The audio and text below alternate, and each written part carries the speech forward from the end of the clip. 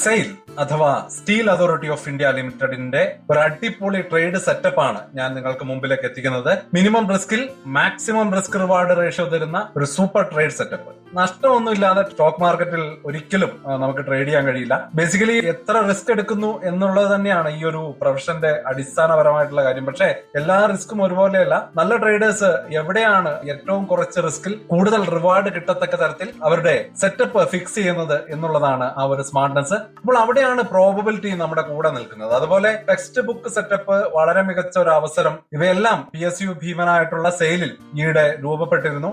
അപ്പോൾ ഇതൊരു short time trade setup അല്ല. സ്വിംഗ് ട്രേഡ് ചെയ്യുന്ന കുറച്ചുകൂടി പ്രൊഫഷണൽ ആയിട്ട് കാര്യങ്ങൾ നോക്കിക്കാണുന്ന ട്രേഡേഴ്സിന് നമ്മുടെ വീക്ക്ലി ചാർട്ട് കൃത്യമായിട്ട് നമ്മൾ അനലൈസ് ചെയ്ത് നിങ്ങൾക്ക് മുമ്പിലേക്ക് കാണിച്ചു തരികയാണ്. ഈ ചാർട്ടിൽ കാണുന്ന ഒരു പ്രത്യേക ലെവൽ ആ സ്റ്റോക്കിന്റെ അടുത്ത വലിയ നീക്കത്തിനുള്ള ഒരു ലോഞ്ച് പാടായിട്ട് മാറാൻ എല്ലാ സാധ്യതയുമുണ്ട്. ടെക്നിക്കലി ഫണ്ടമെന്റലിയും വളരെ നല്ല പൊസിഷനിലാണ് സ്റ്റോക്ക് ഉള്ളത്. അപ്പോൾ ഈ വീഡിയോ തരുമ്പോഴേക്കും നമുക്ക് ഒരു സെറ്റപ്പിന് പിന്നിലെ ലോജിക്ക്, നമ്മളുടെ എൻട്രി സോൺ, അതുപോലെ തന്നെ കൃത്യമായിട്ടുള്ള സ്റ്റോപ്പ് ലോസ്, അതുപോലെ തന്നെ റിയലിസ്റ്റിക് ആയിട്ടുള്ള ടാർഗറ്റുകൾ, ഇവയൊക്കെ നിങ്ങൾക്ക് കൃത്യമായിട്ട് മനസ്സിലാവും. ഏറ്റവും പ്രധാനം സെറ്റപ്പ് ആക്റ്റീവ് ആകണമെങ്കിൽ ആ ഒരു കൺഫർമേഷൻ എങ്ങനെ കിട്ടണം എന്നുള്ളത് വളരെ ഇമ്പോർട്ടന്റ് ആയിട്ടുള്ള കാര്യമാണ്. അപ്പം അതും ആ ഒരു കൺഫർമേഷൻ കൂടി നമ്മളിവിടെ ഉറപ്പാക്കുന്നു. കണ്ണുമടച്ച് ഒരു സ്റ്റോക്ക് വാങ്ങിയല്ല, വ്യക്തമായിട്ടുള്ള പ്ലാനോട് കൂടി മാർക്കറ്റിനെ നമ്മൾ പ്രൊഫഷണൽ ആയിട്ട് സമീപിക്കുകയാണ്. Welcome to the eye opener video of Tharam smart savings and investment solutions. അപ്പൊ നമുക്ക് ആ ഒരു ബിഗ് പിക്ചറിൽ നിന്ന് സ്റ്റാർട്ട് ചെയ്യാം. ഫണ്ടമെന്റലി നോക്കുകയാണെങ്കിൽ ട്രേഡിംഗ് ലോകത്ത് പുതിയതായിട്ട് വരുന്നവരെ എല്ലാവരും ചെയ്യുന്ന ഏറ്റവും വലിയ തെറ്റാണ് അവർ ഡെയിലി അല്ലെങ്കിൽ 15 മിനിറ്റ് ചാർട്ടുകളിൽ മാത്രം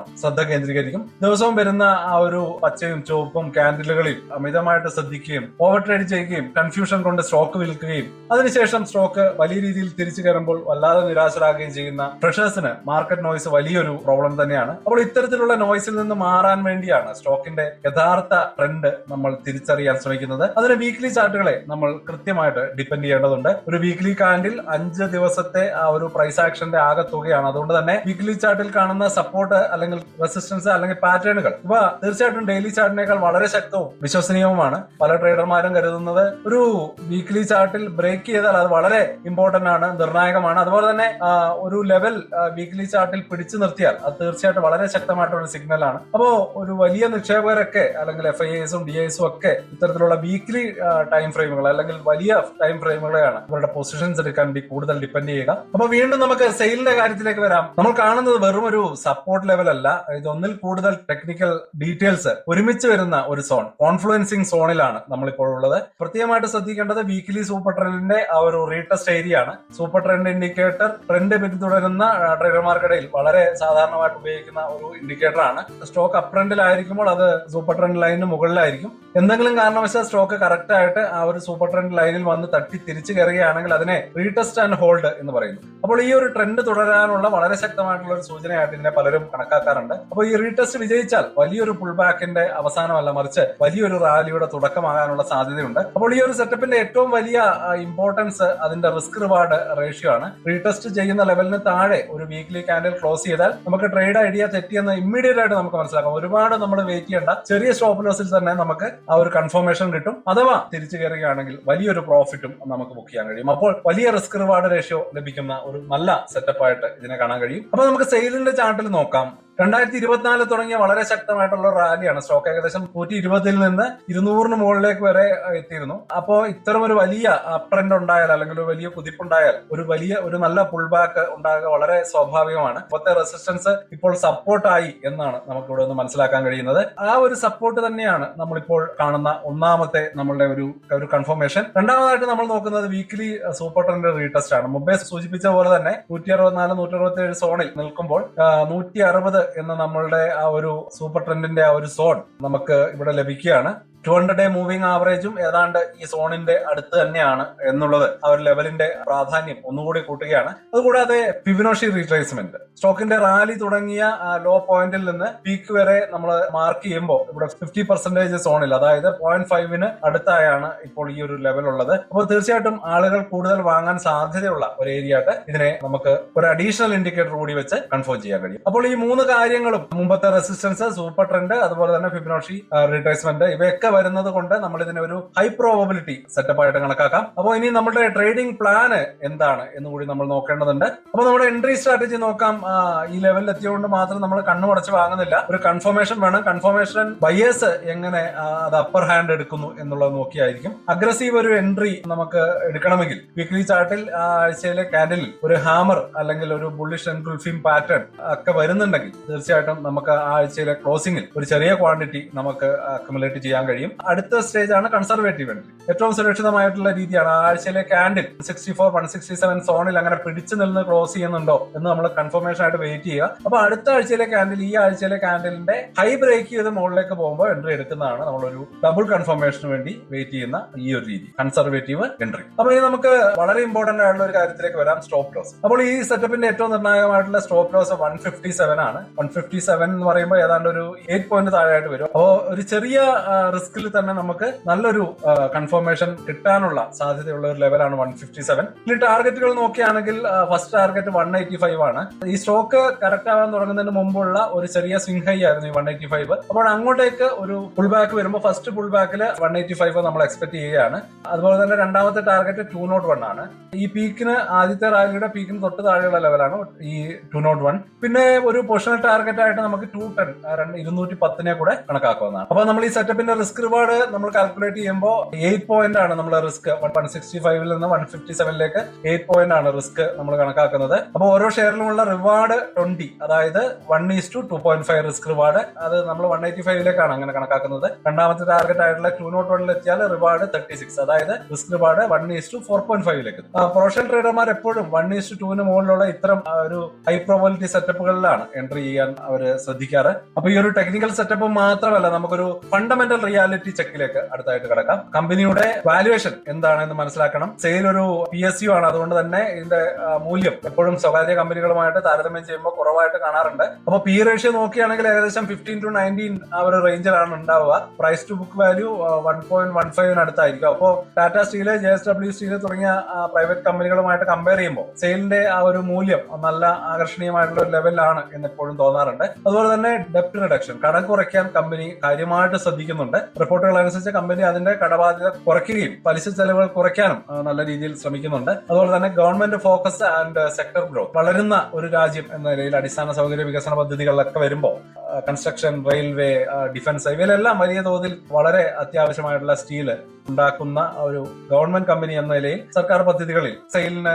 നേരിട്ട് ഗുണകരമാകാൻ സാധ്യതയുണ്ട്. അതുപോലെ തന്നെ നമ്മൾ ശ്രദ്ധിക്കേണ്ട റിസ്ക് ആണ് അടുത്തായിട്ട് നമ്മൾ ഇമ്പോർട്ടന്റ് ആയിട്ട് മനസ്സിലാക്കേണ്ടത്. ഒന്നാമതായിട്ട് സൈക്ലിക്കൽ നേച്ചർ. സ്റ്റീൽ വ്യവസായം ഒരു സൈക്ലിക്കൽ ബിസിനസ് ആണ്. ആഗോള ആവശ്യങ്ങളും സാമ്പത്തിക മാന്ദ്യവും ഒക്കെ ഈ ഒരു മേഖലയെ പെട്ടെന്ന് ബാധിച്ചേക്കാം. സ്റ്റീൽ വിലകൾ ആഗോള വിപണിയിൽ കുറഞ്ഞാൽ അത് സെയിലിന്റെ ലാഭത്തെ സാരമായിട്ട് ബാധിക്കാനും സാധ്യതയുണ്ട്. അതൊരു പോയിന്റ് ആണ്. അതുപോലെ തന്നെ ഇൻപുട്ട് കോസ്റ്റ്, സ്റ്റീൽ ഉണ്ടാക്കാൻ ആവശ്യമായിട്ടുള്ള കോക്കിംഗ് കോളിനായിട്ട് ഇന്ത്യ പ്രധാനമായിട്ടും ഇമ്പോർട്ടിനെയാണ് ആശ്രയിക്കുന്നത്. ആഗോളതലത്തിൽ കോക്കിംഗ് കോളിന്റെ വില ഉയർന്നാൽ അത് കമ്പനിയുടെ ഉൽപാദന ചെലവ് കൂട്ടുകയും ലാഭം കുറയ്ക്കുകയും ചെയ്യും. അതുപോലെ തന്നെ PSU പെർസെപ്ഷൻ, പൊതുമേഖലാ കമ്പനികൾക്ക് തീരുമാനങ്ങൾ എടുക്കാൻ പലപ്പോഴും ചെറിയ കാലതാമസങ്ങൾ ഉണ്ടാവാറുണ്ട്. ഇത് പലപ്പോഴും സെയിൽ നേരിടുന്ന ഒരു വലിയ വെല്ലുവിളിയായിട്ട് കണക്കാക്കേണ്ടതുണ്ട്. ഇത്രയും പ്രോബ്ലംസും കൂടെ നമ്മൾ മനസ്സിലാക്കേണ്ടതുണ്ട്. അപ്പൊ ഇനി നമുക്ക് സ്റ്റോക്കിന്റെ എൻട്രി ഏതാണ്ടൊക്കെ നമ്മൾ ഫിക്സ് ചെയ്ത് കഴിഞ്ഞു, ഫണ്ടമെന്റൽസ് നോക്കി. ഇനി നമുക്ക് ആ ഒരു പൊസിഷൻ സൈസിങ്ങും ആ ഒരു സൈക്കോളജിയും കൂടി ഒന്ന് നോക്കി പോകാം. തീർച്ചയായിട്ടും നമ്മൾ വളരെ വലിയ മിസ്റ്റേക്കുകൾ കാണിക്കുന്ന ഒരു ഏരിയ ആണ്. അപ്പൊ അതുകൂടി കൃത്യമായിട്ടൊന്ന് കവർ ചെയ്യേണ്ടതുണ്ട്. അപ്പോ പൊസിഷൻ സൈസിങ്ങിൽ എത്ര സ്റ്റോക്ക് വാങ്ങണം എന്നത് വളരെ ഇമ്പോർട്ടന്റ് ആണ്. 1% അല്ലെങ്കിൽ 2% കൂടുതൽ ഒരു ട്രേഡിലും നമ്മൾ റിസ്ക് ചെയ്യരുത് എന്നാണ് പൊതുവായിട്ടുള്ള നിയമം. അപ്പോ സെയിലിന്റെ ട്രേഡിംഗ് പ്ലാൻ അനുസരിച്ച് എൻട്രി വില 165 ആണ്, സ്റ്റോപ്പ് ലോസ് 157 ആണ്. ഓരോ ഷെയറിലുള്ള റിസ്ക് 165 മൈനസ് 157 8 രൂപയാണ്. അപ്പോ എത്ര ഷെയറുകൾ വാങ്ങണം എന്ന് നമ്മൾ കണക്കാക്കണമെങ്കിൽ നിങ്ങളുടെ മൊത്തം റിസ്കിനെ ഓരോ ഷെയറിലുമുള്ള റിസ്ക് കൊണ്ട് നമ്മൾ ഡിവൈഡ് ചെയ്യേണ്ടതുണ്ട്. ഷെയറുകളുടെ എണ്ണം നമ്മൾ കണക്കാക്കുന്നത് എങ്ങനെയാണ്? നമ്മുടെ മാക്സിമം റിസ്ക്, അതായത് 2000 രൂപ ഡിവൈഡഡ് ബൈ നമ്മളുടെ ഒരു സ്റ്റോക്കിലെ റിസ്ക്, അതായത് 8 രൂപ. 2000 ഡിവൈഡഡ് ബൈ 8, അതായത് 250 ഷെയറുകൾ നമുക്ക് വാങ്ങാൻ കഴിയും. അപ്പോൾ ഇതാണ് നിങ്ങൾ ഈ ട്രേഡിൽ വാങ്ങേണ്ട പരമാവധി ക്വാണ്ടിറ്റി. ട്രേഡ് തെറ്റിപ്പോയി സ്റ്റോപ്പ് ലോസ് ഹിറ്റായാൽ നിങ്ങൾക്ക് നഷ്ടപ്പെടുന്ന മാക്സിമം ലോസ് 2000 രൂപ മാത്രമായിരിക്കും. ട്രേഡ് അനുകൂലമായിട്ട് ടാർഗറ്റ് 2ൽ എത്തിയാൽ നിങ്ങൾക്ക് കിട്ടുന്നത് 9000 രൂപയായിരിക്കും. അപ്പോൾ എത്ര ഷെയർ വാങ്ങണം എന്ന് നിങ്ങളുടെ ആവേശമോ ആത്മവിശ്വാസമോ ഒന്നും അല്ല തീരുമാനിക്കേണ്ടത്, മറിച്ച് ഈ ഒരു കാൽക്കുലേഷൻ ആണ്. അപ്പോൾ ഈ ഒരു അച്ചടക്കം പാലിച്ചാൽ തന്നെ ഓരോ ട്രേഡും നിങ്ങളുടെ അക്കൗണ്ടിനെ തകർക്കുന്നില്ല, അല്ലെങ്കിൽ നിങ്ങളുടെ ക്യാപിറ്റൽ ലോസ് ചെയ്യുന്നില്ല എന്ന കാര്യം നിങ്ങൾക്ക് കൺഫേം ചെയ്യാൻ പറ്റും. ഇനി രണ്ടാമത്തെ കാര്യം, the trading psychology, mental game. ഒരു പൊസിഷണൽ ട്രേഡ് എടുത്തു കഴിഞ്ഞാലാണ് യഥാർത്ഥ ആ ഒരു പരീക്ഷണം നമ്മളെ വേട്ടയാടുക. ഒന്നാമത്തെ കാര്യം ഫിയർ ഓഫ് മിസ്സിംഗ് ഔട്ട് ആണ്. വില 167 കടന്ന് 170 എത്തിക്കഴിഞ്ഞാൽ നമുക്ക് പെട്ടെന്ന് കൺഫ്യൂഷൻ തോന്നും, അയ്യോ ഞാൻ ആ ഒരു 165 വേണ്ടി വെയിറ്റ് ചെയ്തു, എനിക്ക് പൊസിഷൻ കിട്ടിയില്ല, അപ്പൊ ഞാൻ പെട്ടെന്ന് അത്യാവശ്യമുണ്ട് എന്ന് കരുതി 170 നമ്മൾ ചാടി കയറരുത്. അപ്പോൾ നമ്മുടെ സെറ്റപ്പിനായിട്ട് നമ്മൾ കാത്തിരിക്കുക. അതുപോലെ തന്നെ ലാഭം നേരത്തെ ബുക്ക് ചെയ്യാനുള്ള ഒരു ടെൻഡൻസി പലപ്പോഴും നമുക്ക് ഉണ്ടാവാറുണ്ട്. ആദ്യത്തെ ടാർഗറ്റ് 185 ആണ്. 180 എത്തിയപ്പോൾ തന്നെ നമുക്ക് നല്ല ലാഭം കാണുകയും അപ്പൊ തന്നെ ബുക്ക് ചെയ്താലോ അല്ലെങ്കിൽ തിരിച്ചറിഞ്ഞാലോ എന്ന നമുക്കൊരു ചിന്ത വരും. അപ്പൊ നിങ്ങളുടെ പ്ലാൻ അനുസരിച്ച് മുന്നോട്ട് പോകാൻ വേണമെങ്കിൽ ഒരു 50% ക്വാണ്ടിറ്റി ടാർഗറ്റ് 1 ബുക്ക് ചെയ്യാം. ബാക്കിയുള്ളവയുടെ സ്റ്റോപ്പ് ലോസ് ആ ഒരു എൻട്രി പ്രൈസിലേക്ക് പുള്ളി ചെയ്ത് വെക്കാൻ പറ്റും. ഇനി മൂന്നാമത്തെ ഒരു സൈക്കോളജിക്കൽ പ്രോബ്ലം പുൾ ബാക്കിലെ ഒരു ഭയമാണ്. സ്റ്റോക്ക് 165 നിന്ന് 180 വരെ പോയിട്ടുണ്ട്. അതിനുശേഷം ഒരു ചെറിയ കറക്ഷൻ 175 വരുമ്പോൾ നിങ്ങൾക്ക് പേടി വരാം, ലാഭം മുഴുവൻ പോകുവാണല്ലോ അല്ലെങ്കിൽ മുഴുവൻ വിറ്റാലോ എന്നൊക്കെയുള്ള കൺഫ്യൂഷൻ നമുക്ക് പലപ്പോഴും ഉണ്ടാവാറുണ്ട്. ഒരിക്കലും ഒരു നേർരേഖയിൽ മുകളിലേക്ക് ഒരു സ്റ്റോക്കിന്റെ പ്രൈസും പോകില്ല. അപ്പോൾ തീർച്ചയായിട്ടും നിങ്ങളുടെ സ്റ്റോപ്പ് ലോസ് 157 ആണ്.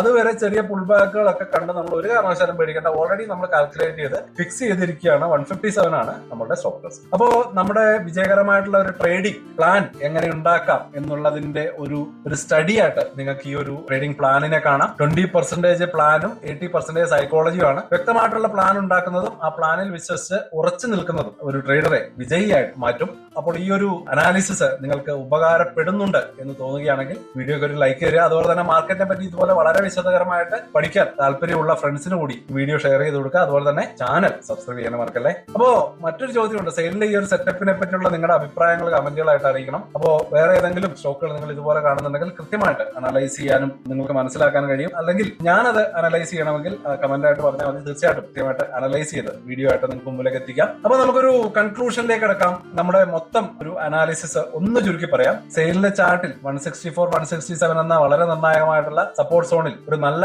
ഒരു എൻട്രി പോയിന്റ് ഇവിടെ രൂപപ്പെടുകയാണ്. ഒരു കോൺഫ്ലുവൻസ്, മുൻപത്തെ resistance, weekly super trend, Fibonacci level, ഇവയെല്ലാം ഒത്തുചേരുന്ന ലെവലാണ് ഇവിടെ നമുക്ക് കാണാൻ കഴിയുന്നത്. ട്രേഡിംഗ് പ്ലാൻ വളരെ വ്യക്തമാണ്. അതുപോലെ തന്നെ സ്റ്റോപ്പ് ലോസ് നമ്മൾ കൃത്യമായിട്ട് പ്ലാൻ ചെയ്തിട്ടുണ്ട് 157. അതുപോലെ തന്നെ ഫസ്റ്റ് ആൻഡ് സെക്കൻഡ് ടാർഗറ്റ് 185, 201 ഇവയൊക്കെ കൃത്യമായിട്ട് പ്ലാൻ ചെയ്തിട്ടുണ്ട്. 1:2.5 തുടങ്ങി 1:4.5 വരെ പോകാൻ സാധ്യതയുള്ള വളരെ നല്ല റിസ്ക് റിവാർഡുള്ള ഒരു ഫണ്ടമെന്റലി സ്ട്രോങ് ആയിട്ടുള്ള കമ്പനിയുടെ ഒരു സെറ്റപ്പ് ആണ് നിങ്ങൾക്ക് മുമ്പിലേക്ക് എത്തിച്ചിരിക്കുന്നത്. ഏറ്റവും പ്രധാനം ശരിയായിട്ടുള്ള പൊസിഷൻ സൈസിങ് ഉപയോഗിക്കുക എന്നുള്ളതാണ്. തീർച്ചയായിട്ടും മറക്കാതെ കൃത്യമായിട്ട് പ്ലാൻ ചെയ്ത് ചെയ്യുക. അപ്പോൾ ഈ വീഡിയോ നിങ്ങൾക്ക് ഇൻട്രസ്റ്റിംഗ് ആയി, നല്ല ഇൻഫോർമേഷൻ തന്നു, നന്നായിട്ട് ട്രേഡിംഗ് പഠിക്കാനുള്ള അവസരം തന്നു എന്നുണ്ടെങ്കിൽ തീർച്ചയായിട്ടും വീഡിയോ ലൈക്ക് ചെയ്യുക. അതുപോലെ തന്നെ നിങ്ങളുടെ ഫ്രണ്ട്സിനും കൂടി ഷെയർ ചെയ്യുക. അപ്പോൾ ഇനിയും ഇതുപോലെയുള്ള വളരെ ഇൻട്രസ്റ്റിംഗ് ആയിട്ടുള്ള സെറ്റപ്പുകളും വീഡിയോകളും അനാലിസിസുകളും ഒക്കെ ആയിട്ട് നിങ്ങൾക്ക് മുന്നിലേക്ക് വരാം. അപ്പോൾ പുതിയ വീഡിയോയിൽ കാണാം. അതുവരേക്കും ഹാപ്പി ഇൻവെസ്റ്റിംഗ്. സ്റ്റോക്ക് മാർക്കറ്റിലെ ന്യൂസുകളെയും അതുപോലെ തന്നെ അപ്ഡേറ്റുകളെയും ഉൾക്കൊള്ളിച്ചുകൊണ്ടുള്ള ഒരു ഫേസ്ബുക്ക് ഗ്രൂപ്പ് നമുക്കുണ്ട്. ആ ഒരു ഗ്രൂപ്പിന്റെ ലിങ്ക് ഈ വീഡിയോയുടെ ഡിസ്ക്രിപ്ഷനിൽ കൊടുക്കുന്നുണ്ട്. താല്പര്യമുള്ളവർക്ക് ആ ലിങ്കിൽ ക്ലിക്ക് ചെയ്തുകൊണ്ട് ഗ്രൂപ്പിൽ ജോയിൻ ചെയ്യാം. ഏറ്റവും ലേറ്റസ്റ്റ് ആയിട്ടുള്ള ന്യൂസുകൾ നമ്മൾ അതിൽ അപ്ഡേറ്റ് ചെയ്യുന്നുണ്ട്. വളരെ ഇൻഫോർമേറ്റീവ് ആയിരിക്കും. അപ്പോൾ ഇത്രയുമാണ് ഇന്നത്തെ വീഡിയോയിൽ ഉൾപ്പെടുത്തിയിരിക്കുന്നത്. പുതിയ ന്യൂസുകളുമായിട്ട് നാളെ വീണ്ടും വരാം. ബൈ.